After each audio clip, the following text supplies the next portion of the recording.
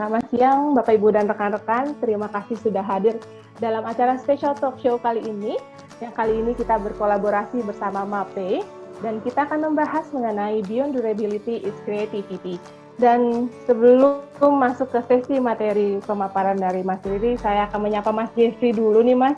Boleh menjelaskan dulu dan memperkenalkan dulu MAPE itu seperti apa Mas? Selamat siang menjelang sore rekan-rekan sekalian, ada Mas Riri juga, Mbak Ziza, Mas Bayu dari Katalog Pro. Terima kasih atas kehadirannya, sudah menyempatkan untuk bisa ikutan di presentasi MAPE Indonesia di hari Jumat ini. MAPE di Worldwide berdiri pertama kali tahun 1937 di kota Milan, Italia. Jadi MAPE adalah salah satu manufaktur atau produsen untuk material konstruksi yang berbasis chemical. Nama MAPE sendiri merupakan satu singkatan dalam bahasa Itali. Kalau terjemahan bebasnya mungkin lebih kurang bisa diartikan sebagai material tambahan untuk building dan industri. Kami hadir di Italia pertama kali tahun 1937. Sedangkan untuk MAPE Indonesia berdiri tahun 2015. Memang terbilang baru untuk manufaktur material konstruksi di Indonesia. Hadir tahun 2015 dan 2016 kami sudah punya pabrik dan gudang di Delta Silicon Cikarang. Lebih dari 5.500 produk, jadi produk range-nya luas banget, dari mulai solusi obat beton, kemudian lantai dan waterproofing untuk basement, parkiran, waterproofing secara umum, bahkan plester aci dan waterproofing yang tahan akar itu juga kita lengkap banget. Produk-produk tersertifikasi green juga ada. Kemudian ini training program, kalau yang di kiri bawah ini mock-up atau demo.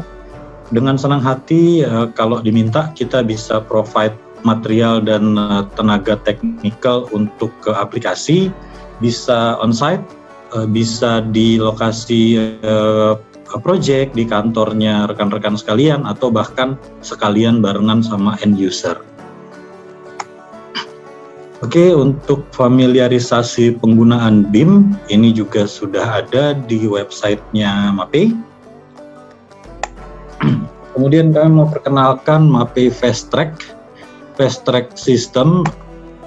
Fast Track ini adalah produk-produk, baik dia single product ataupun sistem yang terdiri dari beberapa layer produk yang bisa beroperasi dalam waktu yang relatif singkat.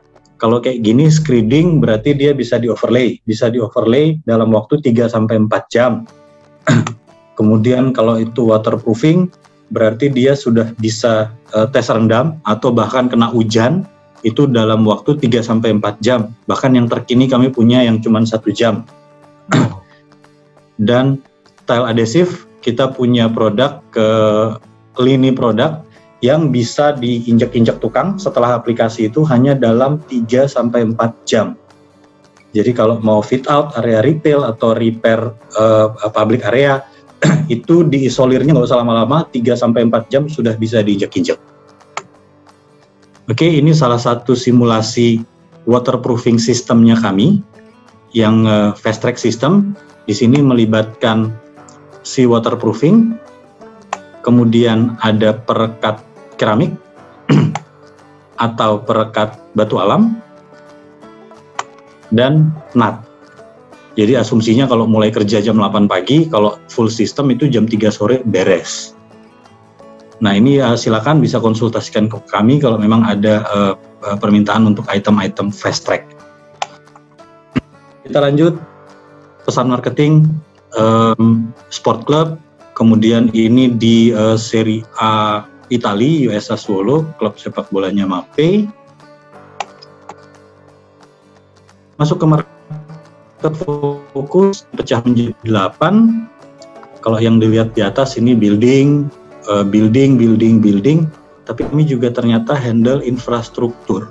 Jadi bukan cuman barang-barang rumah atau gedung, ternyata untuk yang heavy duty works pun kami punya, seperti untuk konstruksi jembatan, untuk underground construction, itu ada banget. Segini banyak lini produknya MAPE, dari mulai perekat keramik, lem untuk ke lantai vinil dan karpet, kemudian lantai semen dan lantai resin, ini yang nanti akan kita bahas lebih lanjut. Ada juga produk untuk repair building, perkuatan struktur, waterproofing, bahkan sampai ke produk untuk finishing di marine, dan semen aditif untuk ke pabrik semen. Oke, kita akan fokus hari ini di produk lines keempat, utamanya produk cementitious flooring. Flooring secara material pembuatan kami pecah menjadi dua, cement base dan resin base. Untuk hari ini kita hanya akan berdiskusi terkait produk-produk dari cementitious base flooring. Ada yang industrial grade. Nah, ini jangan terkecoh, industrial grade ya. Kemudian yang aesthetical. Nah, ternyata industrial grade-nya MAPE nanti kita lihat. Produk ultratop cementitious flooring dengan industrial grade. Kenapa dinamakan industrial grade? Karena strength-nya dia yang besar. Jadi untuk di 28 hari final strength-nya lebih dari 40 MPa. Jadi kuat banget, setara K425 kalau nggak salah. Oh, ini lantai industrial ternyata gitu kan. Lantai industrial itu kan yang ya polos-polos aja. Baik itu di pabrik, terus di parkiran, atau di gudang. Ya paling gitu-gitu aja gitu kan. Tapi ternyata, nah ini strength-nya, ternyata lantai industrial dengan kekuatan yang besar itu bisa dibikin menarik. Selain peruntukan untuk pabrik, dia bisa juga untuk public area dan, nah, ini lantai industrial yang tadi, lantai ultratop yang untuk pabrikan strength-nya gede banget, bisa dibikin motif-motif kayak gini, dan ini jadi lantai aesthetical.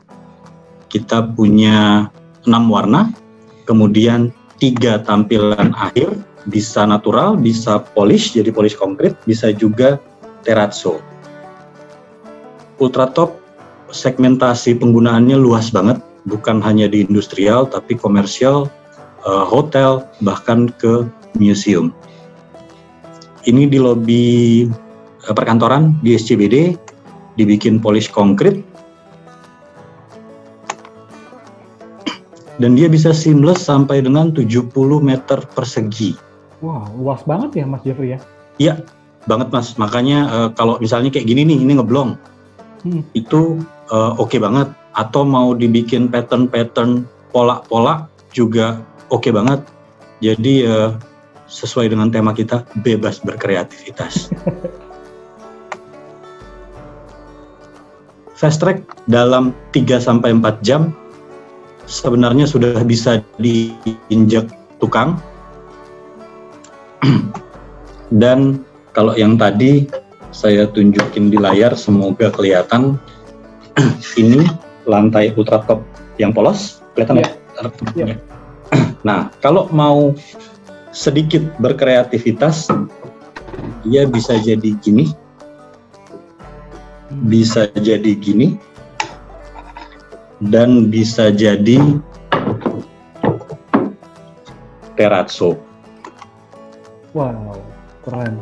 Bayangin itu biasanya itu dari kreativitas dari desainer atau dari tukangnya juga ya Mas ya, berpengaruh ya Mas?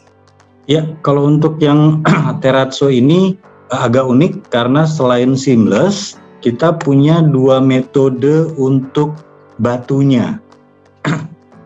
Yang terrazzo biasa, batunya acak, oke lah ya. Tapi yang terrazzo-nya MAPE, kita punya bindernya, jadi batunya bisa ditata. Kayak di layar, ini batunya ditata, baru nanti si ultra top dituang. Nah, ini baru dari yang lantai industrial. Masih banyak, tenang aja. Yang kedua, lantai yang memang fungsinya lebih ke estetikal. Kalau tadi lantai industrialnya 5-40 mili ketebalan, kalau yang ultra top loft, memang dia punya karakteristik ke lantai semen yang kuat, tetapi ketebalannya hanya 2-3 mili, sehingga strength-nya nggak sebesar kakaknya. Kalau ini K275 K300 dalam 28 hari. Nah, ini yang nyenik banget. Emang segmentasinya lebih ke aesthetical flooring. Gitu, Mas Bayu. Ini udah beda lagi nih. Ini untuk kalau yang tadi strength-nya gede banget, tapi bisa dibikin manis. Kalau yang ini memang lantai manis yang strength-nya nggak gede-gede amat. Itu tadi kan seamless katanya, itu maksimum berapa luas Mas Jeffrey bisa diaplikasikan dengan kualitas baik? Kalau untuk yang seamless, sebenarnya kita ngikutin ngikutin guidance di konstruksi bahwa normalnya kita harus kasih ruang untuk movement joint atau untuk muai susut. Jadi normatif itu di 70 meter persegi. Tapi kalau misalnya Mas Riri nih, gue lagi ngedesain nanggung 85, masa harus dipotong 15? Nah, itu kita bisa ke site, kemudian kita lihat kondisi scriptnya, kemudian apakah dia di lantai atas atau di ground floor. Nah, itu plus minus bisa lebih dari 70, tapi normatif kita akan sebut di 70. Gitu. Cukup luas ya, atau ruangan rata-rata sekitar itulah ya. Ya, betul, dan fleksibel jadinya. Desain furniture gitu kan, interior design itu bisa dipotong ngumpet di bawahnya furniture, ngikutin perimeter, itu cukup bisa dikreasikan. Terima kasih Mas Jeffrey, ditahan dulu. Kita nanti bongkar-bongkar lagi mengenai produk MAPE setelah presentasi dari Mas Riri ya Mas. Terima kasih MAPE dan Katalog Pro. Ini karena temanya talk show, jadi saya materinya memancing untuk diskusi aja ya. Siap. Jadi nggak serius-serius banget. Durability-nya biar bagian dari Mas Jeffrey, bagian saya creativity-nya aja. Iya. Oke ya Mas Jeffrey. Nah, saya pengen share sedikit yang hubungannya dengan creativity itu, menurut saya salah satunya buat saya adalah seni gitu. Nah, seni itu adalah sebuah kreativitas juga yang datang dari kesadaran kita untuk menikmati dan berkarya gitu ya. Jadi salah satunya mungkin saya bisa share dari pengalaman waktu selama hidup saya itu. Jadi anak band dulu ya ternyata ya. Wow. Iya Mas. Baru tahu ini saya lagi promo album kok. Kalian supaya kejual ini yang beli nanti 60-an orang. Nah, kalau yang foto yang kiri itu sebenarnya saya mau cerita bahwa dari dulu tuh memang keberanian saya untuk tampil beda ya, dipaksa oleh ibu saya untuk mengekspresikan diri itu udah mungkin udah jadi satu hal yang selalu menggugah saya dalam hal-hal atau kehidupan gitu ya, dalam kehidupan saya sehari-hari gitu. Jadi dan berani macam-macam itu campuran baju kakak saya, celana abang saya itu saya cuek aja gitu dulu. Yang penting berani untuk berekspresi gitu. Nah, menurut saya itu ada hubungannya dengan ekspresi arsitektur saya selama ini gitu. Dan yang kedua, yang foto yang tengah tadi yang kita sesama anak band nih Mas Bayu nih, kan ya kan kalau kita bikin lagu itu kan ada kita kayak menyusun sebuah harmoni ya, menyusun sebuah harmoni dalam lagu, nyusun dari awal sampai habis itu kan mesti enak gitu ya. Nah, itu juga mungkin salah satu dari cara saya untuk menyusun harmoni dalam arsitektur gitu. Dan yang ketiga, ini adalah rumah saya sendiri. Sebetulnya ya ini adalah implementasi saya di arsitektur. Akhirnya ketika saya udah belajar arsitektur, saya mencoba untuk melampiaskan kreativitas saya gitu. Meskipun cuman bentuknya cuma begitu doang ya gitu, kayak cuman anak kecil bikin kotak-kotak gitu, tapi saya waktu itu pakai prinsip-prinsip golden ratio misalnya, terus mengkomposisikan proporsi golden ratio itu ke bukaan-bukaan yang memang ada tujuannya gitu. Nah, di situ mungkin menurut saya kreativitas itu berawal gitu buat saya gitu ya. Tapi sebenarnya bukan berarti itu nature-nya saya gitu. Mungkin saya mau ada pertanyaan yang sama Mas Bayu. Menurut Mas Bayu percaya nature apa nurture, Mas Bayu? Kalau saya sih lebih percaya nature sih, Mas. Oh iya. Kenapa gitu, Mas? Karena kalau nature kayaknya long lasting gitu menurut saya ya. Ya. Tapi nggak semuanya punya nature yang sama, betul, Mas gitu. Betul. Jadi menurut saya basically nggak jago-jago banget gambar, bukan yang sekali tarik tuh langsung kelihatan gitu kan desainnya. Jadi saya benar-benar belajar, Mas. Jadi saya belajar untuk menikmati apa yang saya seneng gitu ya. Salah satunya adalah soal kreativitas ini, karena menurut saya punya kelemahan di otak kiri ya, yang bisa saya tingkatkan hanyalah di otak kanan gitu. Jadi saya percaya pada nurture, berbeda sama Mas Bayu. Kita beda ini nih kayaknya. Beda ya. Oke. Nah, ini sekarang saya mau ngomong nature. Literally nature, Mas Bayu. Jadi arsitektur dan nature gitu. Nah, selain tadi apa yang saya alami gitu ya, pengalaman hidup saya, ya menurut saya belajar kreativitas dalam arsitektur itu salah satunya adalah dengan melihat kembali apa yang sudah diberikan oleh alam gitu. Nah, ini foto selfie saya ketika saya menikmati alam beberapa tahun yang lalu gitu ya. Dan menurut saya disinilah inspirasi desain sebenarnya berasal, dan semuanya ada gitu. Semua apa yang diciptain itu sebenarnya udah ada. Gitu.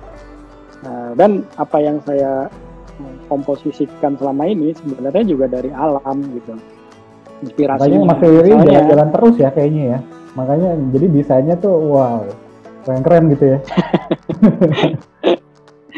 Ya, saya yakin semua arsitek yang punya kesempatan gitu ya, baik yang masih muda maupun yang udah senior gitu kan, pasti butuh cari inspirasi gitu. Ya, salah satunya adalah jalan-jalan gitu.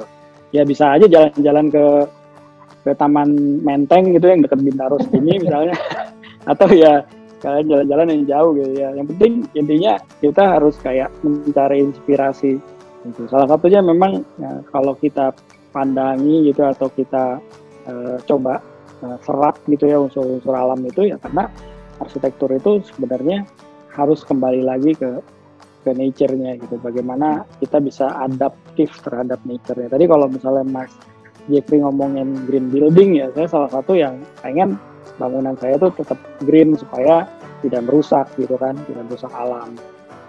Dan salah satu proyek yang mungkin pendekatannya lebih terinspirasi dari alam adalah ini saya lupa tuh namanya. Saking banyaknya ya Mas. Banyakan proyek. Box house. Ini proyek lama sih.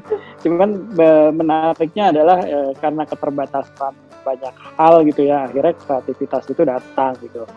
Ya semuanya dibuat raw aja gitu ya. Mungkin tadi Mas Jeffrey bilang soal industrial gitu ya. Cuman saya tetap pengen selalu menghubungkan sama nature gitu. Jadi definisi rumahnya yang homey, yang tetap terasa nyaman dan bisa menjadi sebuah sanctuary gitu ya. Menurut saya itu lebih penting gitu.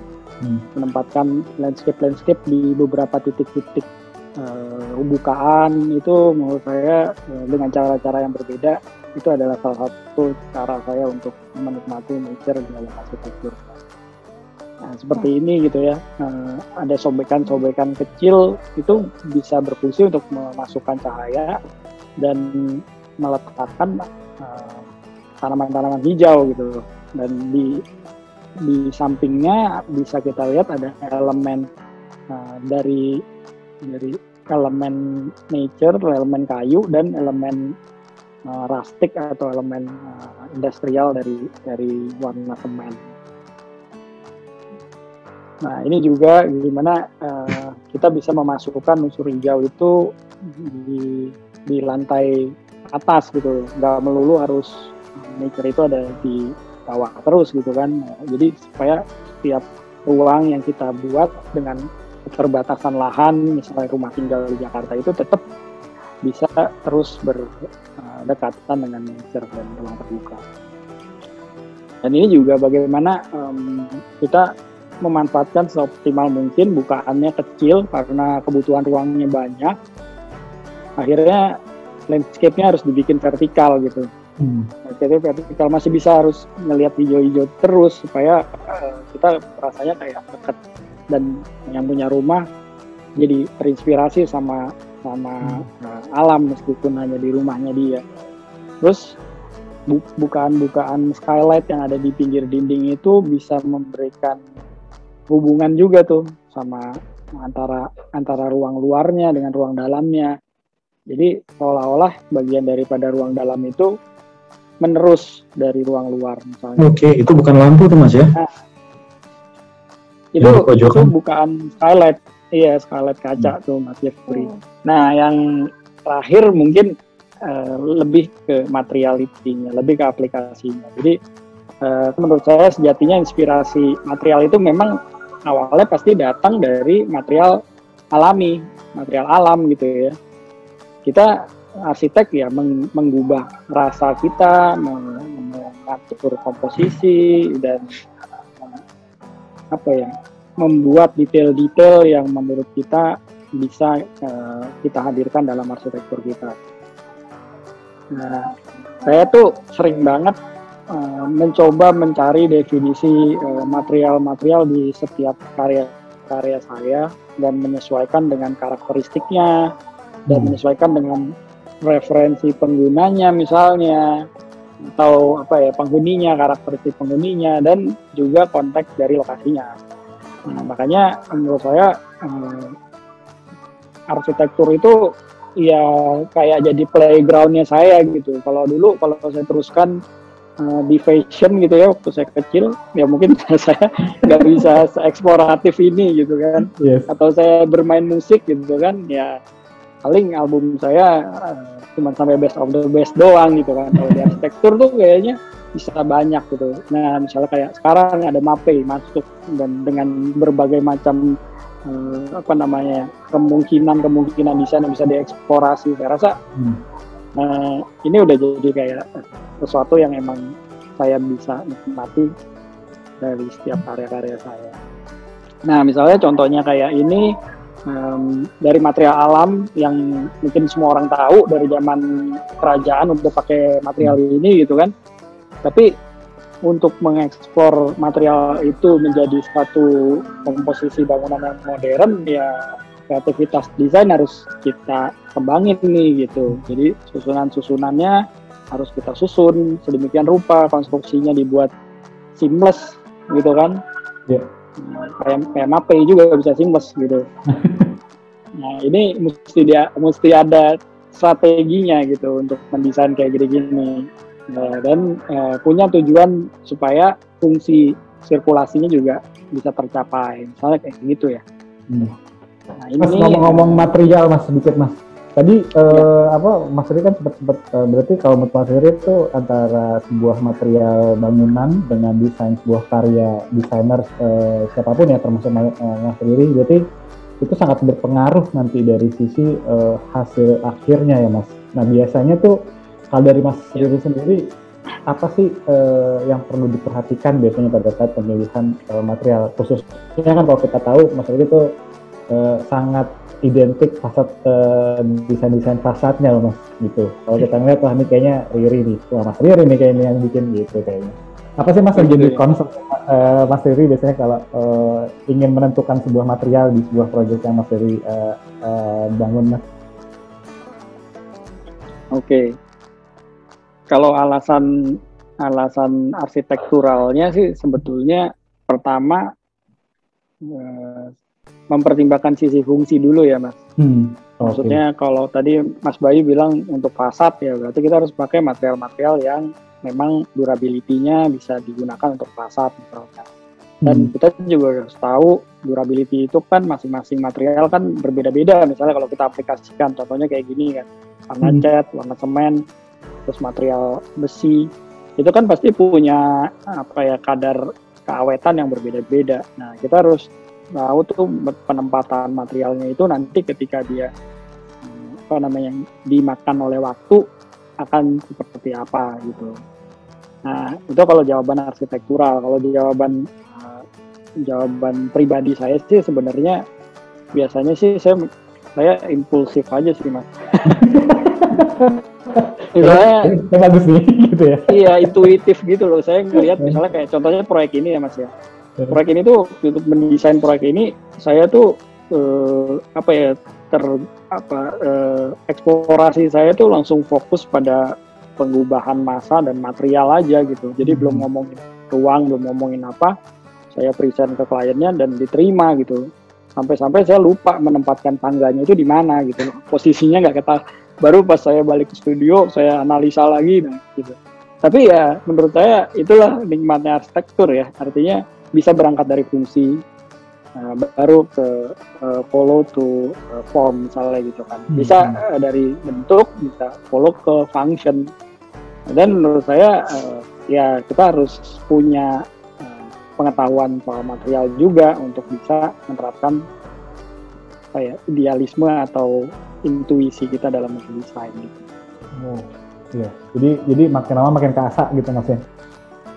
Jadi kayaknya jadi tahu nih material ini kayaknya bagusnya di bagian sini nih ya gitu. Ya kurang lebih sih kayak gitu. Jadi ya memang dari dulu sih saya paling senang sih ke pameran-pameran gitu ya. Saya rasa ini kedepannya saya akan banyak-banyak browsing ke katalog pro. Silakan Mas dengan senang hati. Nah, misalnya kayak ini masih di proyek yang sama. Ini yang tadi saya bilang nih tangganya ini saya lupa taruh di mana. Akhirnya saya taruh di atas kolam renang. Gitu. karena program ruangnya tuh. Iya, karena program ruangnya belum sempat terdefinisi. Saya harus keburu presentasi gitu. Jadinya ya udah deh. Gitu. Tapi ya ini rahasia kita aja Mas. Wah ini sih dengan kita nih kayaknya nih di sini. Ya anyway menurut saya di proyek ini saya mencoba untuk menerjemahkan banyak material. Tapi kalau diperhatikan moodnya itu sama pengennya gitu. Jadi sampai dari warna itu gradasi, kontrasnya cuma ada di warna kayu dan warna curtain steel. Nah itu saya jaga banget. Meskipun kalau diperhatiin ini macam-macam gitu warnanya. Kalau didetailin warna pintunya agak sedikit hijauan, teksturnya beda, warna dindingnya teksturnya beda, dan warna batunya juga beda. Ceilingnya pun saya bikin warnanya gelap gitu. Nah di situ menurut saya anugerah dari material ya yang memang bisa kita eksplorasi gitu ya. Nah ini juga sebagai fungsinya sebagai screen dari bangunan, saya pakai material rotan sintetik. Dan selain material juga mungkin bermain dengan harmoni sebuah bentuk gitu ya. Jadi bentuk itu kadang bisa jadi terjemahan dari fungsi ruang.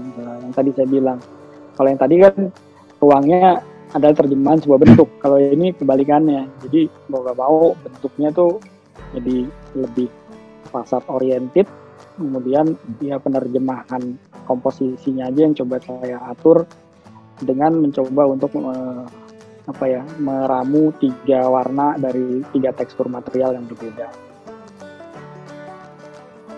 Nah, saya tuh senang banget mengkompos kayak gini-gini, mas. Yang sisi kanan itu entrance kan ya. Jadi ketika orang masuk ke entrance itu orang bisa datang ke satu titik yang prosesinya tuh jadi sebuah starting point sekaligus ending point gitu. Jadi di situ ada berbagai elemen yang ingin menjawab apa ya, fungsi-fungsi ruang entrance ini sendiri gitu. Jadi meskipun kecil ya, kemewahan itu ya menurut saya adalah dari kreativitas saya komposisikan material.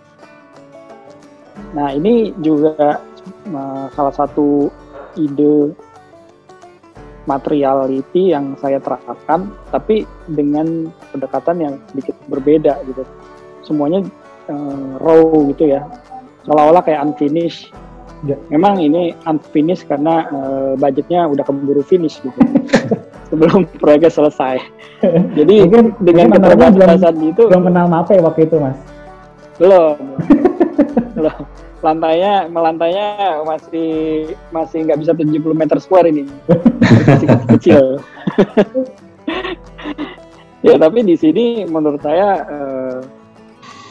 ya saya terus mencoba untuk mengubah material, mengubah arsitektur saya, tetap connecting to nature juga. Meskipun saya mencoba untuk mengganti material kaca misalnya itu dengan material polikarbonat, karena kaca lebih mahal kan dari polikarbonat. Nah, tapi ya menurut saya ya jadi sekaligus screen buat si ruangan kantor ini gitu, karena ini fungsi sebuah kantor kan. Jadi nggak perlu, biasanya kan kantor juga ujung-ujungnya ditutup juga kan. Jadi ya udah, menurut saya kita pakai kreativitas kita dalam mengolah atau mengubah material itu dengan keterbatasan material yang bisa kita pakai, tapi jangan sampai mengurangi keterbatasan ide atau kreativitas kita. Nah, ini salah satu juga yang mungkin juga bagian daripada ruang transisi ya. Trans juga yang coba saya kompos juga menjadi satu pengalaman nggak hanya visual tapi pengalaman audial juga, karena di sini ada elemen air, gemericik air yang saya letakkan, yang sebenarnya fungsinya beneran cuman buat air terjun aja gitu. Kolamnya dibuat pakai kaca yang nggak terlalu dalam tapi ditumpahin gitu ke depan. Jadi ketika orang masuk, dia seolah-olah kayak dia masuk ke satu dimensi yang berbeda ketika dia mengunjungi tempat ini gitu. Nah, selain itu memang ya selalu menurut saya keberanian saya untuk padankan material itu saya coba terus nikmati dan saya gali gitu. Jadi di sini pakai batu, unsur tekstur batu kerobokan yang mungkin nggak pernah saya coba di proyek sebelumnya, saya coba di sini gitu. Jadi ya itu eksplorasi saya terhadap material dan arsitektur itu kayak udah jadi satu wahana saya dalam merancang. Ini juga sebenarnya ekspresi dari tekstur sebuah material itu berawal dari kebutuhan saya untuk membuat fasad ini menjadi bangunan yang masif ya. Karena ini di foto sore hari, jadi memang sore hari itu mataharinya ngeblok banget. Sedangkan ownernya itu pengen rumah yang yang pendekatannya lebih kontemporer lah gitu ya. Nggak mau ada unsur-unsur atap misalnya, karena dia pengen ada roof gardennya di atas, dan dia pengen tetap kelihatan kemewahan materialnya, nggak mau terlalu polos kayak rumah saya gitu. Mungkin rumah saya dikira murahan kali ya. Nah, ya ini saya bikin lebih mewahan dikit gitu dari definisi rumah saya. Ukurannya lebih gede, dimensi lebih besar, dan eksplorasi materialnya juga bisa lebih applicable. Sampai membuat komposisi antara balok dan kanopi sebagai elemen yang memisahkan antara bangunan utama, masa bangunan utama dengan dengan ruang luarnya itu sendiri gitu, supaya ada fungsi, supaya ada sugesti juga, supaya bisa lebih ruang-ruangnya itu lebih puitis gitu. Nah ini ada sedikit komposisi juga yang kalau Mas Bayu coba perhatiin selalu sebenarnya nggak seimbang gitu, nggak simetris gitu kan. Cuma kan saya untuk mencoba mensimetriskan itu dengan cara saya gitu. Sampai ikannya aja berenangnya agak miring gitu kan. Karena saking dia menjawab arsitekturnya. Saya jadi tertarik yang masalah ketidaksimetrisan itu loh Mas. Maksudnya, dan tadi Mas Riri sempat sounding bahwa ya Mas Riri suka mengeksplor material gitu, terus juga suka menabrakkan fungsi-fungsi dari material yang akhirnya tuh jadi sebuah karya yang menarik gitu ya di mata kita sebagai penikmat karya Mas Riri, dan juga khususnya dari sisi owner atau klien Mas Riri gitu. Itu apakah itu balik lagi memang lebih ke intuisi dari Mas Riri karena dari pengalaman, atau memang ada test case beberapa hal mengenai material itu gitu Mas sebelum teraplikasi gitu Mas? Iya, baik, kalau menurut saya ya informasi soal material, fungsi-fungsi material itu saya rasa di zaman sekarang udah beda ya dari 10 tahun 20 tahun lalu ketika saya masih sekolah gitu kan. Bener tuh harus ngumpulin brosur gitu kan. Kalau sekarang kan gampang gitu kan. Udah banyak nih Mas Bayu punya katalog dan lain-lain. Dan kita juga bisa browsing ke manapun juga saat ini dengan mudah gitu ya. Maksudnya nggak cuma ngelihat material itu di Indonesia aja, di luar negeri pun kita bisa gampang kan sekarang untuk tahu gitu kan perkembangan material seperti apa. Dan kalau buat saya ketika kita tahu fungsi materialnya dan kegunaannya, ya disitulah kita bermain sama kreativitas untuk membuat karakteristik desain kita tuh lebih punya value gitu ya buat si rumah itu atau si project itu maupun buat penggunanya gitu. Mas Riri, tadi saya lihat juga beberapa desain dari Mas Riri banyak menggunakan bidang-bidang besar gitu ya, dan saya sempat lihat juga dari fungsi atapnya ada juga di floating roof house ya sepertinya. Nah itu bagaimana nih Mas Riri? Yang bagaimana cara Mas Riri akhirnya desainnya itu bisa lebih inovatif gitu ya, tetapi tetap memikirkan fungsi-fungsinya juga gitu. Iya, yes, saya nggak bawa sih ya materi floating roof house itu. Mungkin cerita di balik itu sebetulnya saya cuma pengen menerjemahkan bentuk site-nya yang tidak simetris bagi gue. Jadi bentuknya site-nya nggak simetris, segi 5, terus posisi site-nya itu sebenarnya tanah sisa gitu agak ke belakang. Jadi itu tuh benar-benar nggak normatif deh, dia dapat tanah itu pasti murah banget. Dan dia datang ke arsitek pasti susah banget gitu kerjaannya biasanya. Nah, di situ tuh kalau lihat dari lebar covering depannya aja tuh cuman selebar carportnya, tapi tanahnya tuh ngantong gitu ke belakang. Jadi kalau terus posisinya di belakang rumah tetangganya. Nah itu udah jadi waduh bingung banget nih rumahnya mesti kayak gimana gitu kan. Biasanya saya mencoba untuk membuat kayak definisi fasad yang punya muka kayak gini ya. Ini nggak ada mukanya gitu. Ya udah, jadi saya pikir saya terjemahin fungsinya dulu, lalu ide besarnya itu saya terapin dari terjemahan bentuk site yang asimetris itu ke dalam bentuk atap gitu. Jadi memang rumah itu dari depan ya saya tidak terlalu mikirin nanti bentuknya harus kayak gimana, balance-nya kayak gimana, karena bentuk tanahnya aja udah nggak seimbang. Gitu. Jadi memang rumah itu bukan fasad oriented, tapi mungkin harus dari drone gitu kan, bird eye view gitu ya orientasinya. Gitu. Tapi menarik sih Mas, itu jadi dengan tanah dan mengikuti site yang ada, jadi desainnya lebih menarik ya. Ya Dibuat syukurlah seperti kalau itu. misalnya jadinya menarik sih. Nggak sengaja. Oke, silakan Mas, lanjut.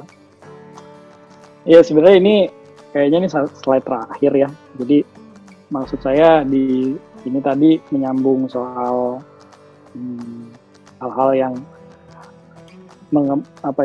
berhubungan sama material gitu. Dan kadang buat saya ya material itu harus punya statementnya masing-masing gitu.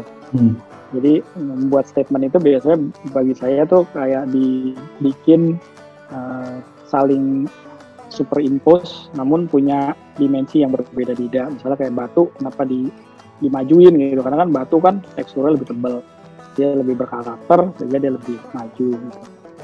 Kalau misalnya dilihat dalam satu komposisi ini aja, ini ada 1, 2, 3, 4, 5 tekstur yang berbeda gitu, padahal ini cuma buat pagar rumah aja. Nah di sini mungkin saya pengen share bahwa yang menurut saya material itu memang sebuah keindahan alam ya, yang memang bisa kita eksplor baik dari material alaminya sendiri maupun material fabrikasi yang udah mulai bisa banyak hal yang bisa dieksplorasi. Menurut saya itu selama kita sebagai arsitek tahu standarisasi dan fungsinya, dan kita tahu misalnya kalau buat saya ya kualitas materialnya juga punya durability dan punya certified green juga gitu ya. Saya rasa eksplorasi desain tuh bisa macam-macam. Ternyata masih ada satu slide lagi, dan yang terakhir ini sebenarnya project saya yang baru selesai. Jadi ini sebenarnya kolaborasi sama interior designer juga. Bagaimana dia mencoba untuk menerjemahkan permainan desain saya di eksterior terus dimasukin ke dalam interiornya, sehingga ya sekilas sih kayaknya dalam satu frame ini tuh penuh banget gitu ya, banyak style gaya interior yang bisa diterapin, tone warna pun dari kayu aja bisa dihitung beragam, teksturnya, polanya, fabriknya, sampai bentuk lampunya pun juga macam-macam gitu. Dan menurut saya ya itu yang menjadi satu karakteristik saya yang menurut saya bisa sangat fleksibel gitu ya. Selama menurut saya ruang itu bisa didefine dan bisa fungsi-fungsi ruang itu bisa mendapatkan cahaya alami, bukan alami itu, dan skala ruangnya enak, dengan arsitektur itu bisa sangat eksploratif terhadap kreativitas kita. Kira-kira kayak gitu sih, Mas Bayu, Mbak Ziza. Thank you Mas Riri.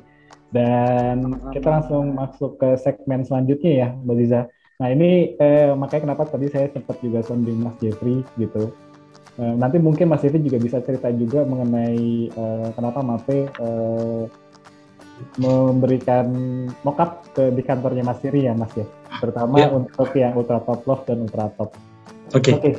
Betul. Sambil jalan saya lanjut lagi. Nah ini juga sekalian relate juga nih, mockup beneran, sorry bukan mockup. Mockup beneran dengan senang hati kalau dari 5.500 produk itu gitu kan, banyak banget. Terus pas main ke IG-nya MAPE, yang ini kayaknya keren nih, minta mockup jangan ragu-ragu, kontak ke kita arrange jadwal dengan tim technical, kita kirimkan material plus technicalnya untuk mockup di project bisa, di kantor bisa, ngikut. Standarnya, gitu. saya jadi ngomongin mockup jadi pengen, ini kayaknya pertanyaan semua partisipan nih Mas. Ada standar ukuran ya sih Mas kalau yang diberikan mockup, yang diberikan oleh MAPE untuk sebuah mockup yang mau di-provide gitu Mas?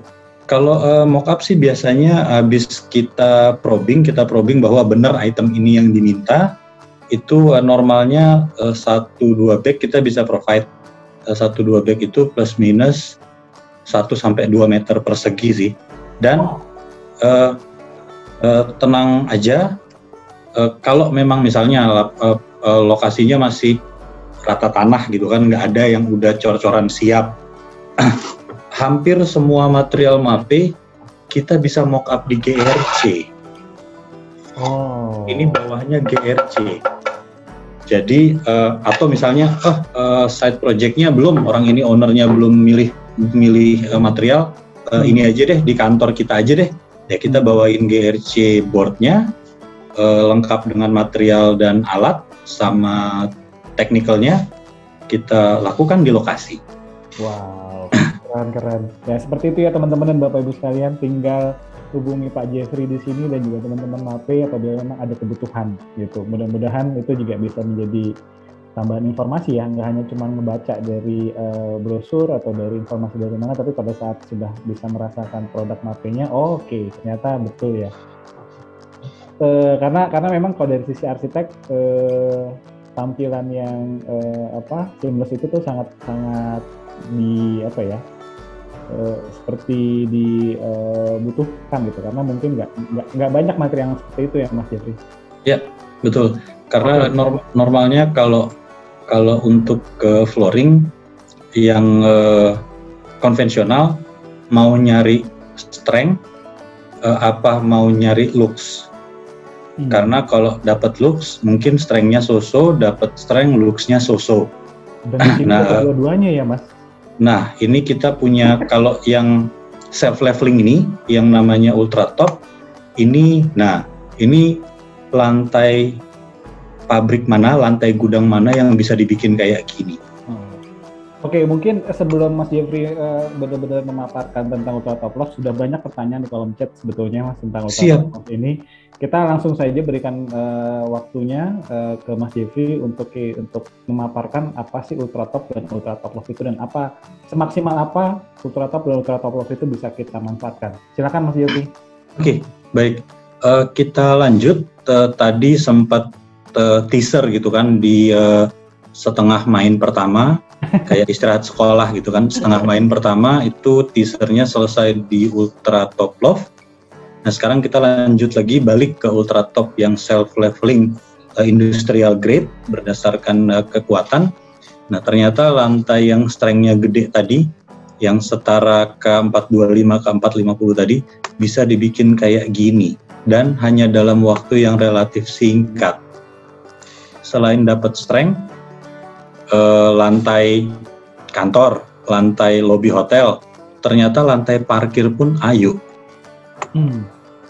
Nah, lantai, kalau ada teman-teman bisnis owner gitu kan punya pabrik, kemudian lantai pabriknya mau dibikin kayak gini juga bisa kontak, cuman kontraktornya yang capek paling bikin precasting. Tapi secara teknologi produk bisa banget. Nah ini kalau polosan, masih polosan, 3 jenis tampilan akhir. Pertama itu natural ini bisa matte, bisa satin, kemudian dia bisa dipolish, jadi polish konkrit, dan dia bisa jadi terrazzo. Nah, ini lantai komersial, toko. Kemudian strength-nya juga, develop strength-nya terhitung cepat. Kalau mau dipoles, itu dalam 2 hari sudah bisa dipoles. Logikanya kalau udah bisa dipoles berarti udah bisa dilewatin orang. Jadi develop strength-nya relatif cepat, sekalipun final strength-nya, nah ini saya nggak mau ngomong ini kantornya siapa gitu kan, biar yang punya yang bersuara. Mas, sorry, saya jadi agak sedikit tanya Mas. Biasanya untuk pengaplikasian ultra top ini, itu lapisan lantainya itu apakah mesti kita harus rapihin dulu atau sebetulnya bisa aja seperti keadaan di site-nya gitu. Apakah sangat perlu dirapiin dulu gitu? Kalau lantai sih normatif, kalau lantai baru kita minta script-nya ada strength tertentu, karena ini produk finishing. Produk finishing ini sedikit banyak akan terpengaruh dari lapisan di bawahnya. Jadi kalau dari bawahnya strength-nya udah nggak dapet, yang ditakutin dia nggak kuat nahan beban di atas, atau dia retak bikin masalah sampai ke atas-atas. Atau yang kedua, bisa juga kalau rekan-rekan rumahnya gitu kan udah terlanjur tile finish, keramik, granit, terus repot kalau harus bongkar-bongkar, dia bisa juga di atas keramik lama. Cuman pertanyaan lanjutannya adalah, Pak, kalau saya bosan sama lantai semen ketika dibongkar, apakah keramiknya korban? Pasti korban karena strength-nya dia gede dan dia gigit ke bawah. Nah, ini lantai dan dinding, kalau yang di gambar sebelah kanan, lantai dan dinding ini dua produk yang berbeda. Yang lantai ini yang self-leveling, yang ultra top, yang dindingnya ultra top loft. Nah, bisa seamless satin kayak gini. Nah, ini juga rumah yang pakai lantai industrial seamless, di koridornya kosong, potongannya ngikutin perimeter. Akan selalu ada bercak-bercak air kayak gini, tapi dia nggak motif dan nggak tekstur.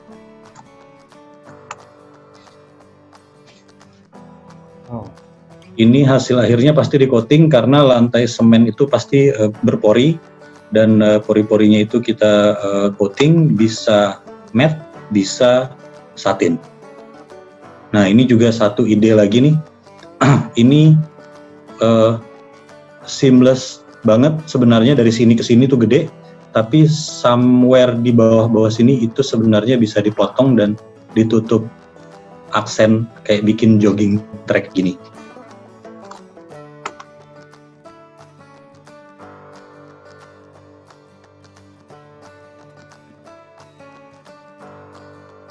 Ini kebetulan ada ikutan juga aplikator kita. Nah, ini hasil karyanya mereka untuk ke rumah, untuk ke kantor, itu oke banget. Nah, ini project terkini di salah satu hotel bintang 5, lantainya ultra top, kemudian kayak dimotifin di atasnya. Nah, ini sebenarnya durabilitas yang kreatif, karena kayaknya udah nggak zaman gitu kalau polos, ternyata dari lantai semen. Nah, ini hasil yang kedua, kita bikin jadi terrazzo, dan terrazzonya pun sama seperti ultra top industrial, dia bisa seamless 70 meter persegi, nggak diputus. Itu motif dot-dotnya itu apakah bisa dari owner, atau memang motif sendiri provide, Mas? Yang batu-batunya ya? Betul. Yang batunya bisa dari kita, bisa dari owner. Normalnya kalau warna udah pasti ngikutin desain. Kemudian yang kita rekomen itu adalah ukuran batu. Ukuran batunya kita minta normalnya maksimum di 1,5 cm. Semakin gede batunya semakin senang karena jualannya banyak. Tapi kalau kekecilan juga nanti jadinya terlalu rapat. Berarti kasarnya ya kita nggak tahu, di sini mungkin ada bapak ibu atau teman-teman yang mempunyai klien konglomerat Indonesia gitu ya, dia mau lantainya batunya Swarovski gitu, sebetulnya bisa aja gitu sebenarnya. Bisa banget Mas. Wow. Seneng banget sekalian kalau ada yang itu tanyain mau nyari anak angkat nggak? Saya ikutan bercanda. Nah, ini batu yang dipakai di terrazzo. Ketika kalau mau bikin motif, misalnya corporate logo, atau mau nulis nama, atau mau bikin bentuk-bentuk gambar gitu kan dari batu ini. Nah, ini batunya direndam resinnya juga resin Mapei Floor Binder 930, baru ditata di permukaan. Nah, kalau nggak disiram ultra top yang lantai industrial tadi, kalau nggak disiram dia jadinya stone carpet, dan ini poliuretan. Nah, ketika dia disiram sama ultra top, jadinya terrazzo. Ini bisa dilihat dari samping, mungkin samping sini yang kelihatan. Nah ini potongan batu-batunya ini ada di dalam. Jadi waktu ketika dia di atas gitu kan, udah selesai kemudian mau digerinda, sebelum digerinda, ini batunya mencelat-mencelat. Nah gerinda poles itu yang bisa makan sampai 6, 7, 8 step sampai dapat motifnya rapih sesuai keinginan baru kita coating. Nah ini flooringnya MAPE ini. Ini satu keluarga yang dua ini juga lantai industrial ultra top yang di seniin. Jadi ketika masih basah ditetesin, kemudian ada trik narik tertentu dan hasil akhirnya kalau big slab 1,2, 2,4 maksimum ukuran. Nah kalau ini mau lebih juga monggo silakan, karena prinsip dasarnya dia sebenarnya self leveling yang seamless. Nah ini detail terrazzo-nya. Ini juga mau bikin tabletop gitu kan, bisa banget. Nah, gue mau ngomong tabletop tuh Mas Jeffrey, itu kan kalau kita ngomongin tabletop biasanya, nah buat kitchen sink gitu kan ya.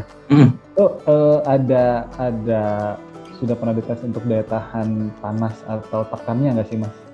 Kalau kuat tekannya, kuat tekannya ada banget. Kuat tekannya itu di satu hari itu sudah 20 MPa. Jadi kalau mau di hari kedua dipoles itu sudah hampir setara K300. Kalau molesnya gerindanya lebih dari hari kedua itu sudah keras banget.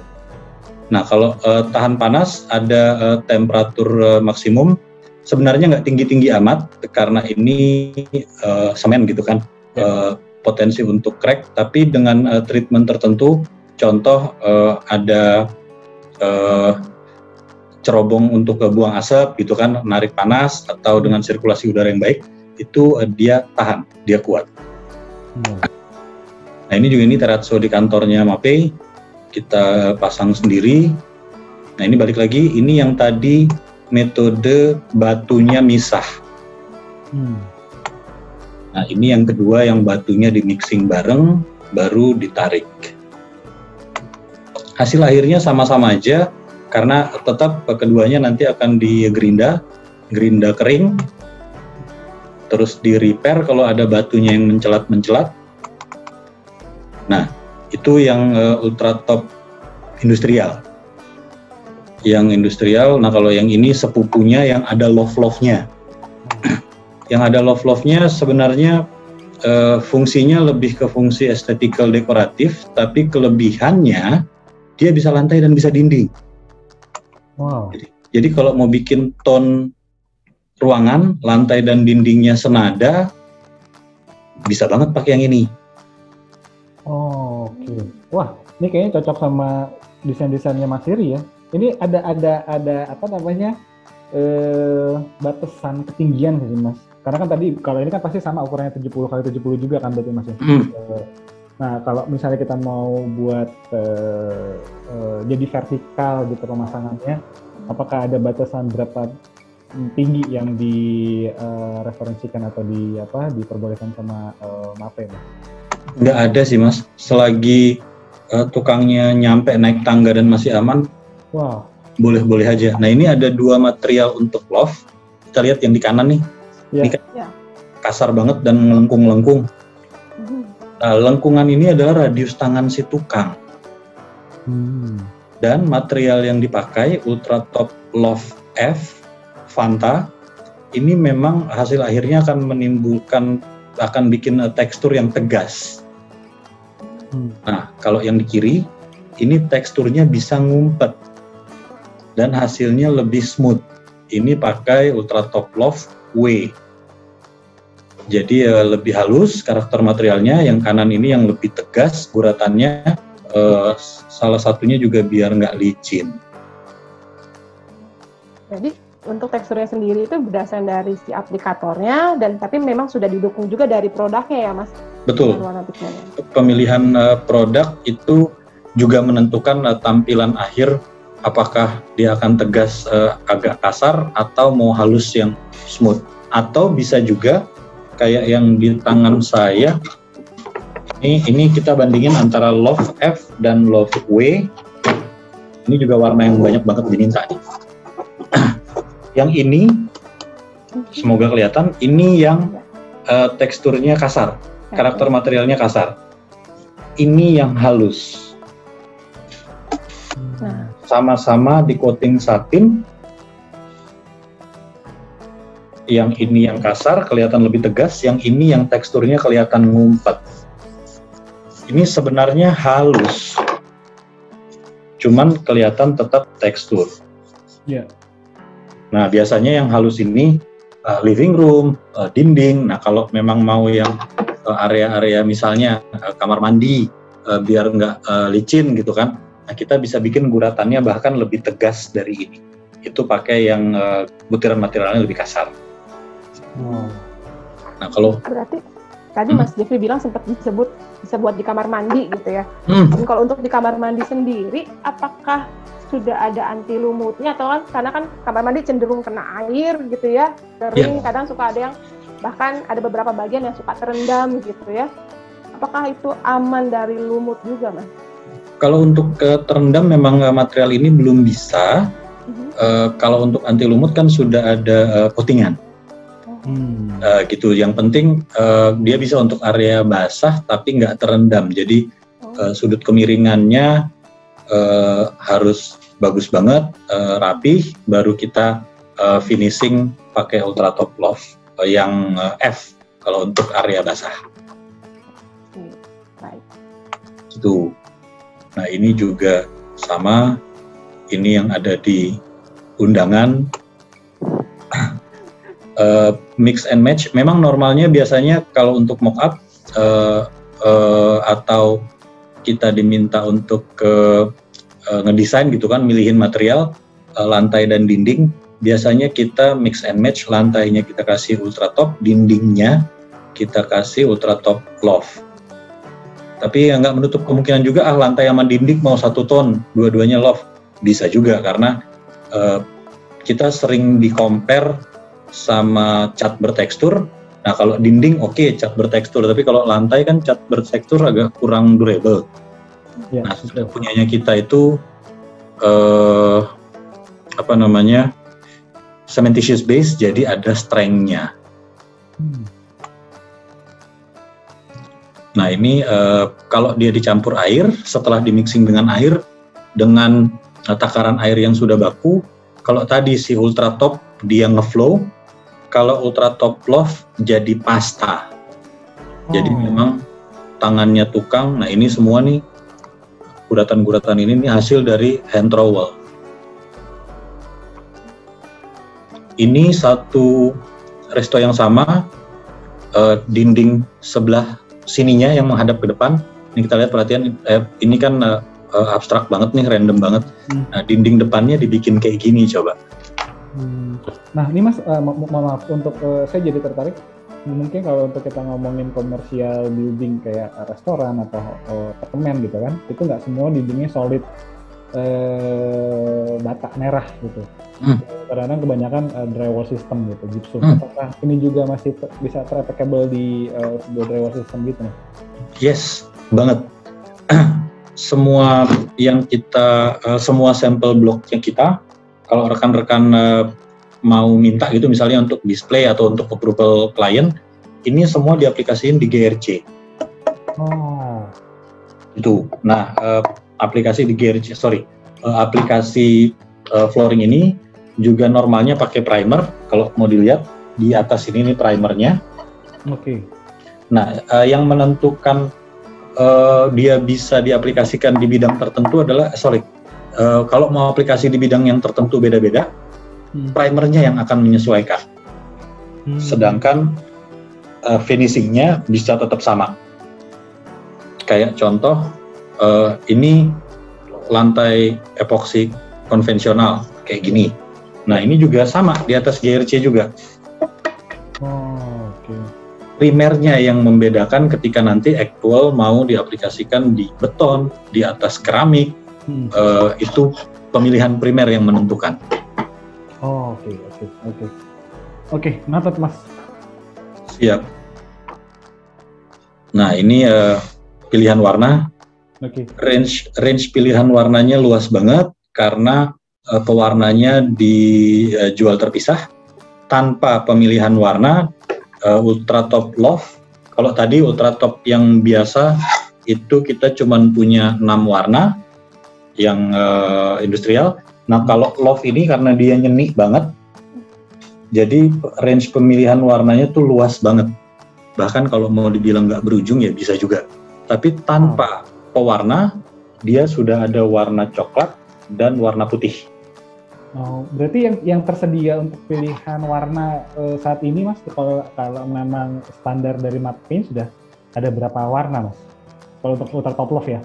1 coklat, 2 putih, ketiga coklat 50 putih 50, keempat coklat 75 putih 25 karena bisa mix and match Mas. Oh, jangan-jangan ntar dikit lagi MAPE khusus Ultra Top Loft bisa kayak mesin tinting ya? Hampir kayak gitu, cuman terus terang gini, kayak ini dari 2, oke sebentar sambil saya jalan di layar ya. Ya silakan Mas. Nah ini range warnanya, kita langsung ke grey. Nah ini yang di tangan saya, ini Ultra Top Loft F, perpaduan warna Seoul dan Milano. Yang diaplikasikan di atas Ultra Top Loft F putih. Jadi ada 3 warna. Warna dasarnya putih, kemudian ada Seoul dan Milano yang di mixing 50-50, jadilah kayak ini. Nah, ketika Seoul dan Milano dipakai di Ultra Top Loft yang coklat, warnanya bisa lain lagi jadinya. Itu sebabnya kalau mau pakai additional pigment, apalagi mau mix and match, kita rekomendasikan kayak gini contohnya, ini 50-50. Jadi katakanlah batch pertama mixing 2 bag, pewarnanya sudah ada takaran baku 50-50. Ketika batch kedua nanti 2 bag berikutnya, itu ingetnya tuh gampang. Dibanding kalau ini kurang terang, Seoulnya naikin dikit, perbandingannya jadinya 55-45. Kegelapan, turunin lagi jadi 53. Nah itu begitu batch berikut ngaduk udah lupa nakernya. Warnanya jadi berantakan. Kalau yang ini Boston yang paling atas. Ini di W. Ya, Boston yang paling atas dicampur sama Seoul, jadinya kayak gini, bikin warna baru lagi. Oke. Itu sebabnya kita bikin sampel block ini, salah satunya untuk approval klien, karena warna kan sensitif, taste-nya orang. Kemudian kalau menurut saya bagus, mungkin menurut Mas Riri, itu kurang terang, kurang gelap, tambahin ini, tambahin itu. Jadinya kita sebelum eksekusi project, kita bikin sampel block gini untuk approval. Tadi Mas Jeffrey sempat sounding ada bisa menambahkan pigmen. Nah, itu menambahkan warna ya Mas. Itu apakah warnanya tetap berdasarkan yang di MAPE punya, atau ada bisa kita pakai coating di luar warna yang MAPE punya gitu Mas? Warnanya yang dari kita Mas, karena nanti coatingnya itu untuk lantai semen, coatingnya clear coat. Nah kemudian pewarnanya juga saya balik dulu sebentar. Pewarnanya juga karena dia water base, jadi sudah ada persentase bakunya. Nah ini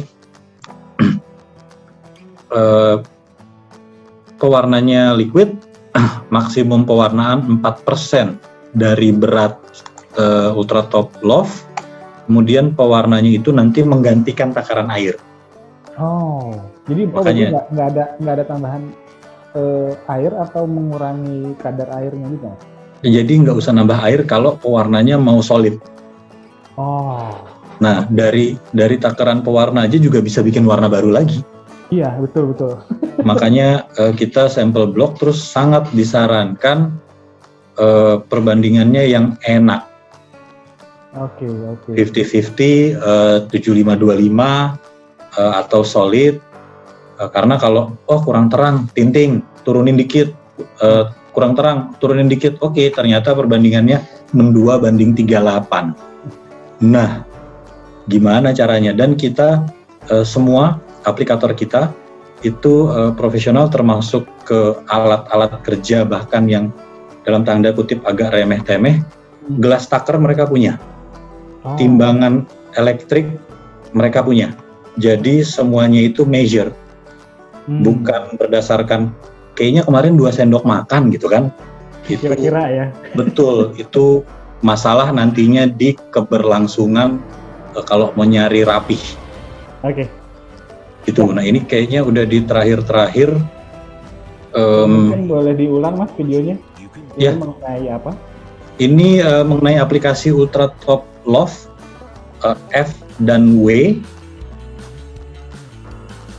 step by step application-nya. Nah, ini juga bidangnya GRC, aplikasi primer dulu, dan ini cepet banget Mas. Hari kedua sudah bisa coating tahap akhir.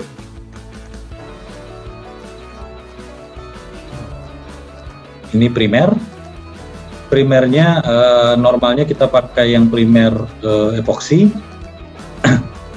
Kalau di GRC tujuan si primer ini sebenarnya untuk untuk ngelindungin si GRC.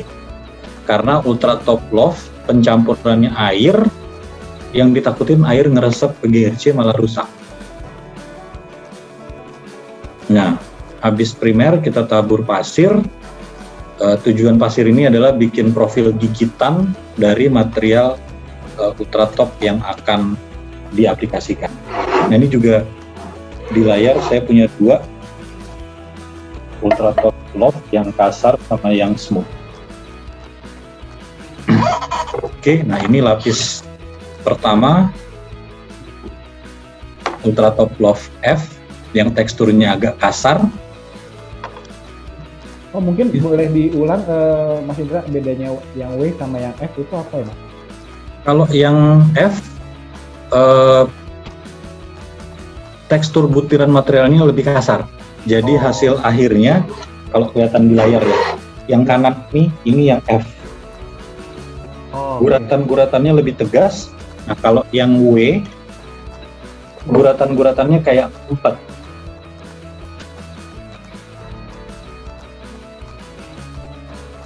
Jadi yang W itu kalau mau dapat hasil smooth, yang F kalau mau dapat hasil tekstur berlebihnya.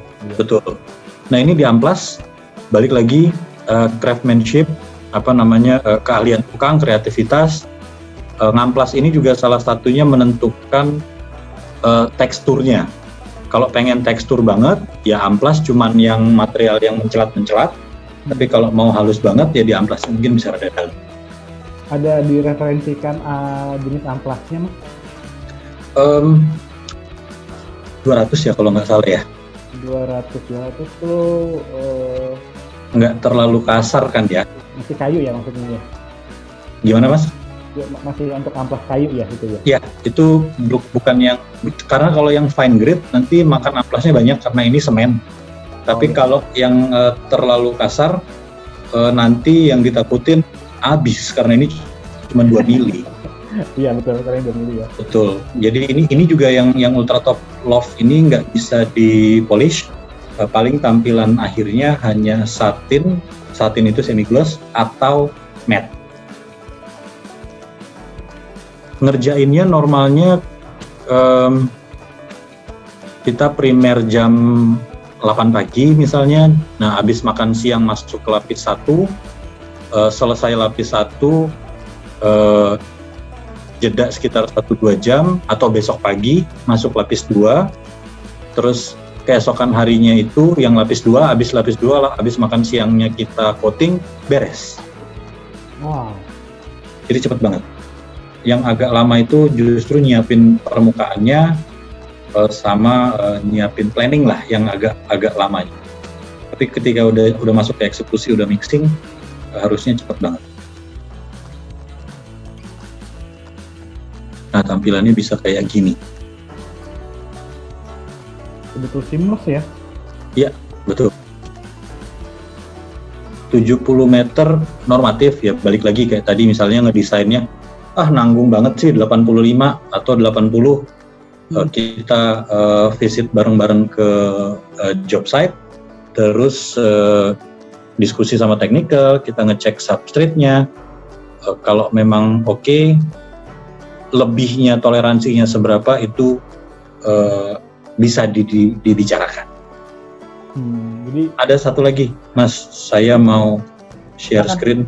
Ini sekaligus kemarin kita belum sempat ngenalin ke Mas Riri. Ini ada acian, tapi acian yang kayaknya konsepnya Mas Riri banget gitu kan. Wah. Nah, karena tadi presentasinya keluarga ultra top antara om sama ponakan, nah ini namanya beda. Ini Planitop Fine Finish.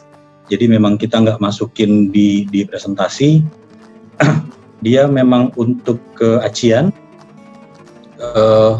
mirip-mirip sama ultra top loft dari sisi concrete expose looks, tapi bedanya dia halus banget. Dan dia bisa expose, ada fitur kayak water repellent sekalipun bukan fungsinya. Nah, model teknis aplikasinya persis ngaci. Dan ini juga craftsmanship dari si tukang. Pakai gosok-gosok juga, pakai dilembabin permukaan. Cuman yang bedanya adalah dia bisa memang kayak concrete expose untuk ke dinding outdoor. Nah ini kita lihat, nah ini kita lihat tarikan tangan tukang yang tadi. Balik bentar.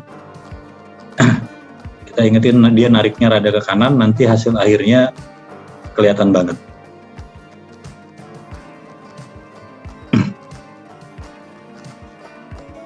Tadi beberapa kali Mas Jeffrey sempat bilang ini motif-motif yang terbentuk akhirnya kan balik lagi ke dari segi craftsman dari tukang atau aplikator ya Mas. Betul. Tapi MAPE juga sangat terbuka apabila misalnya ada teman-teman atau Bapak Ibu yang ingin diberikan edukasi atau dalam tanda kutip di training gitu mengenai pengaplikasian ultratop atau material MAPE yang lain ya Mas? Ya, banget. Normalnya kalau ini masih masuk ke aplikasi general flooring. Kalau ada teman-teman biasanya arsitek sekarang kan design and build juga gitu kan. ada yang tertarik pengen tahu lebih detail termasuk mengenai teknis aplikasi, bisa juga kontak ke kita, nanti kita arrange sama tim technical. Biasanya sih kalau training kita lebih prefer di pabrik di Cikarang karena alat-alat lengkap, materialnya juga banyak. Tapi di beberapa lokasi, di beberapa arsitek itu mereka arsitek atau kontraktor ya, Pak di tempat kita aja deh, karena yang nonton banyak gitu, misalnya mau di-sharein IG live gitu kan, nah, itu kita datang gitu ceritanya. Nah ini yang sebelah kiri bawah, tadi tarikan tangan si tukang kelihatan motifnya.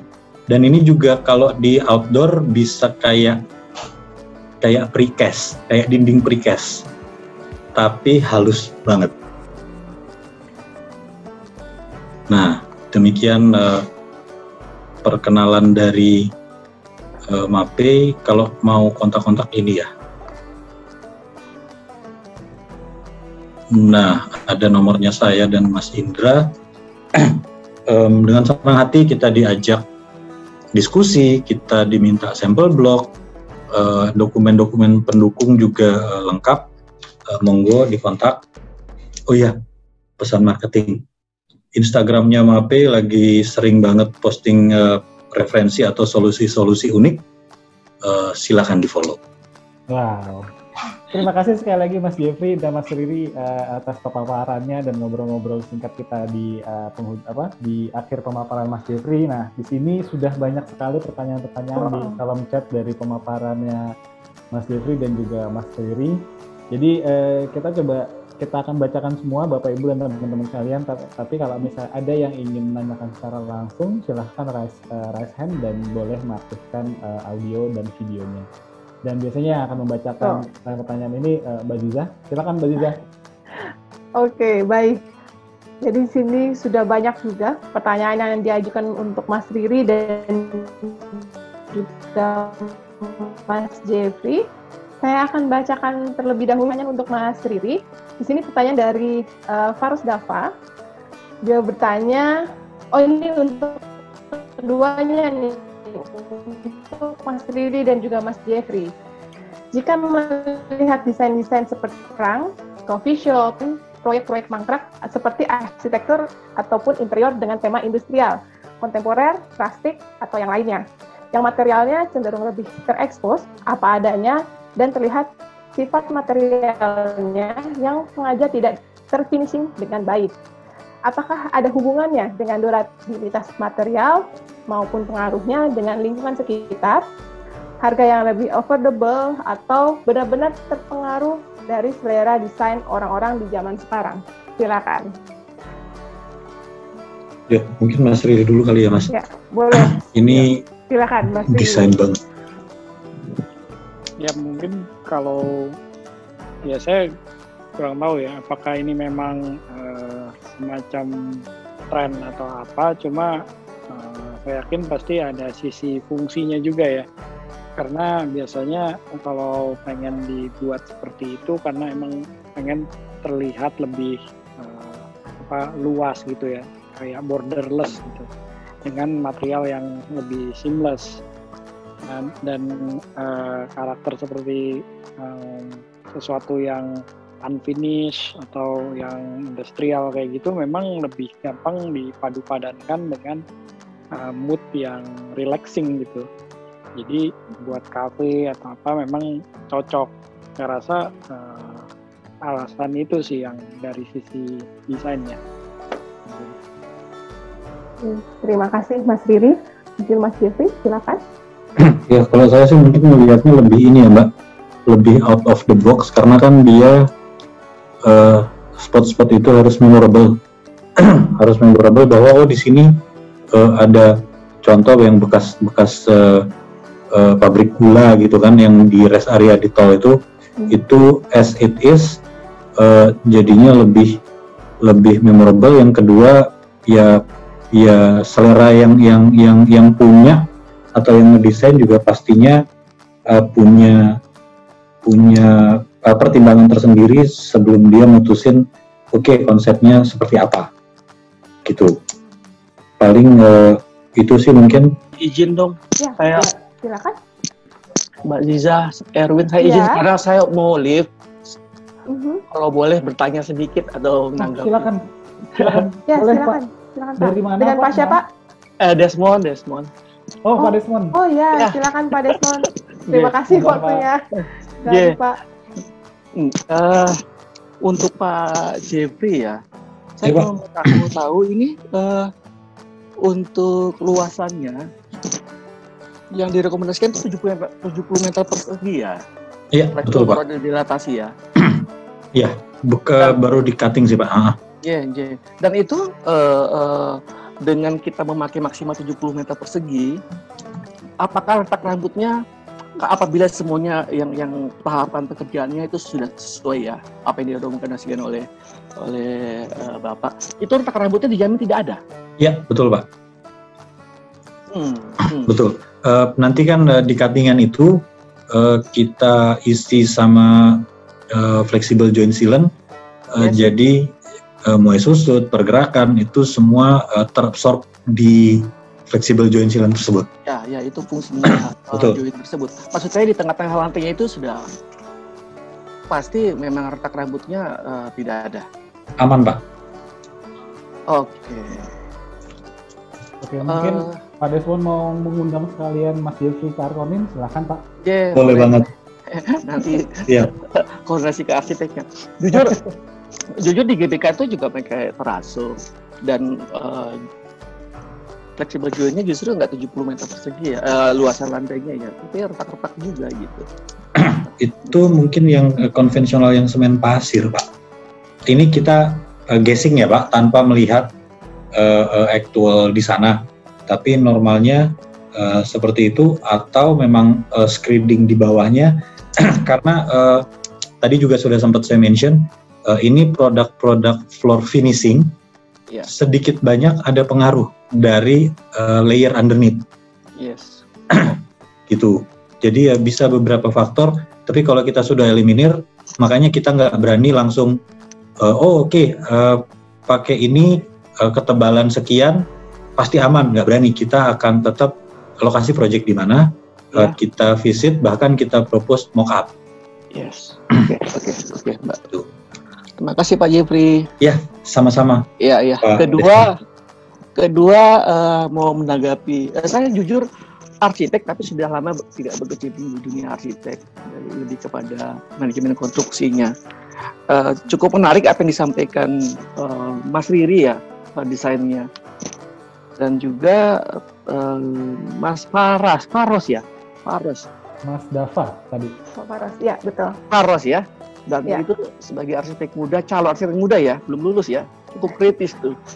Jujur betul, memang desain expose ini sudah pasaran, menurut saya. Tapi rasanya Mas Riri itu bisa membawa mendesain bangunan yang tadi disampaikan, yang ditampilkan itu tidak pasaran justru menurut saya ya. Ada fasad bidang lebar yang dimainkan dengan motif kayu, ada permainan balok expose ya, kaca. Itu saya senang sekali tadi desainnya itu. Tidak ada tanggapan apa-apa terhadap desainnya Mas Riri ya. Tapi tanggapan saya cukup luar biasa menurut saya sih. Dan lebih eksklusif ya Pak. Iya, bisa terlihat gitu loh. Tidak juga memberikan, saya juga mengecilkan Mas Faras. Justru saya kagum juga, dia belum arsitek tapi sudah cukup kritis ya. Oke, gitu aja Mbak Zaya, Mbak Ziza, baik. Semuanya salam semua. Dan saya akan melanjutkan ke pertanyaan berikutnya dari Mbak Ferry Nilia. Di sini ada 2 pertanyaan untuk Mas Riri dan juga Mas Jeffrey. Yang pertama untuk Mas Riri dulu saya akan bacakan. Untuk Mas Riri sendiri, apakah ada hal unik atau hal penting yang selalu diterapkan pada desainnya? Mungkin yang menjadikan ciri khas dari Mas Riri sendiri gitu, Mas. Ya. Sebelum kita mencari keunikan desain, itu biasanya yang penting kalau arsitektur tuh fungsinya harus benar dulu ya. Kebutuhannya terwadahi dulu, benar secara prinsip gitu, skala ruang sampai ke skala detail-detailnya. Nah, tapi kita bisa dapetin big ideas-nya itu seiring waktu gitu, bisa datang di awal, bisa datang di tengah, bisa datang di akhir gitu. Nah, kalau nggak datang, sebaiknya jangan diselesaikan dulu biasanya desain itu. Jadi harus ada big ideas-nya dulu kalau istilah saya ya, gitu. Jadi ini apa nih yang mau diselesaikan gitu. Ya memang kadarnya akhirnya akan berbeda-beda tergantung proses gitu. Tapi ya itu yang harus kita perjuangkan sih dalam merancang gitu ya. Karena kalau misalnya menurut saya kalau cuman fungsinya aja kan jadinya nggak ada peran arsiteknya di situ seolah-olah gitu kan. Buat apa mereka meng-hire kita, padahal kita itu kan yang diminta untuk mikirin dari sisi keindahannya, dari sisi creativity-nya gitu-gitu. Nah, biasanya itu sih yang harus dicari tuh, jangan sampai itu kita korbanin demi karena waktunya udah mepet misalnya gitu. Kadang-kadang ya harus kalau kita tuh di konseptual tuh biasanya prosesnya lebih panjang sih, bukan karena produksinya lama, tapi mikir nyari idenya itu yang kadang-kadang, aduh ini udah pernah, ini nggak mungkin kayak gini, ini nggak masuk nih solusi kayak gini, dan macam-macam gitu kan. Nah, jadi kita harus pahamin dulu nih supaya karakteristik desain kita benar-benar bisa diterima dan bisa mewakili karakteristik si penggunanya. Kira-kira gitu. Terima kasih Mas Riri. Dan pertanyaan untuk Mas Jeffrey dari Mas Ferin. Dia bertanya, untuk pengaplikasian ke dinding yang di treatment bergelombang yang diameternya cukup kecil, apakah memungkinkan? Oke, ini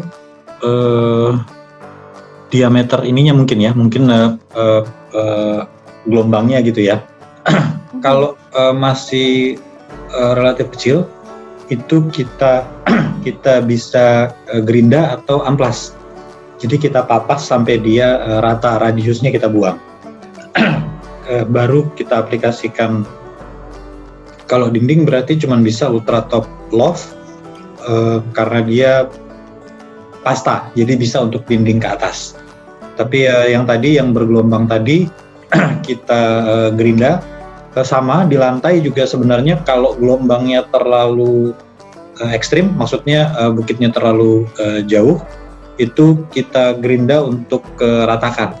Karena kalau pakai ultra top self leveling lantai, kondisi permukaannya nggak rata dan bukitnya lumayan ekstrim, itu konsumsi materialnya bakalan boros. Jadi biasanya kita ambil yang sudut tertinggi terus kita papas, baru kita tuang, nantinya akan rata.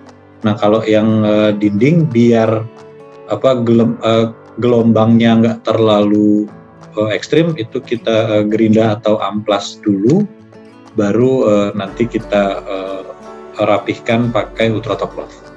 Dan terima kasih juga kepada Bapak Ibu dan teman-teman yang sudah hadir dalam acara Special Talk Show with MAPE hari ini. Sampai jumpa dengan rekan-rekan. Dan jangan lupa untuk terus ikuti program Katalog Pro lainnya. Setiap hari Rabu jam 2 siang kita ada Product of the Week. Lalu setiap hari Jumat jam 2 siang kita ada Pro Talk ataupun Special Talk Show seperti ini. Dan sampai jumpa. Assalamualaikum warahmatullahi wabarakatuh. Selamat sore.